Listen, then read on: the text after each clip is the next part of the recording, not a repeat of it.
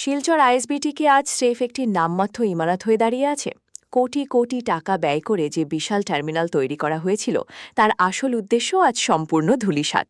কারণ শিলচর থেকে ধর্মনগর, শ্রীভূমি কিংবা হাইলাকান্দি যে কোনো জায়গার বাসই হোক না কেন, কোনো গাড়ি আজ আইএসবিটির ভেতরে নির্দিষ্ট পার্কিং স্থলে প্রবেশ করছে না। অত্যন্ত পরিকল্পিতভাবে জাতীয় সড়কের ঠিক পাশে আইএসবিটির ঢোকার মুখে তৈরি করা হয়েছে এক অবৈধ সমান্তরাল স্ট্যান্ড। নিয়ম অনুযায়ী প্রতিটি বাস টার্মিনালের ভেতরে দাঁড়িয়ে যাত্রী তোলার কথা থাকলেও বাস্তবে সব গাড়ি গেটের মুখেই লাইন দিয়ে দাঁড়িয়ে থাকছে, আর সেখান থেকেই চলছে যাত্রী উঠানামা এবং গন্তব্যের উদ্দেশ্যে রওনা হওয়া। এই চরম বিশৃঙ্খলার নেপথ্যে উঠে আসছে অত্যন্ত গুরুতর অভিযোগ।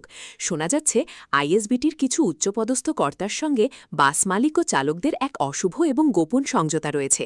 এই আতাতের কারণেই প্রশাসনের নাকের ডাগায় জাতীয় সড়কের পাশে দিব্যি চলছে এই বেআইনি স্ট্যান্ড। এর ফলে একদিকে যেমন সরকারি টিকিট কাউন্টারে বিক্রি নেই বললেই চলে, অন্যদিকে সরকারের প্রাপ্য বিপুল অঙ্কের রাজস্ব প্রতিদিন মার খাচ্ছে।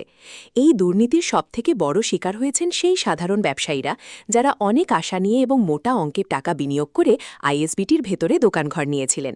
যাত্রী সমাগম না হওয়ায় আজ সেই ব্যবসায়ীরা চূড়ান্ত অসহায় এবং তাদের ব্যবসা এখন লাটে ওঠার জোগাড়।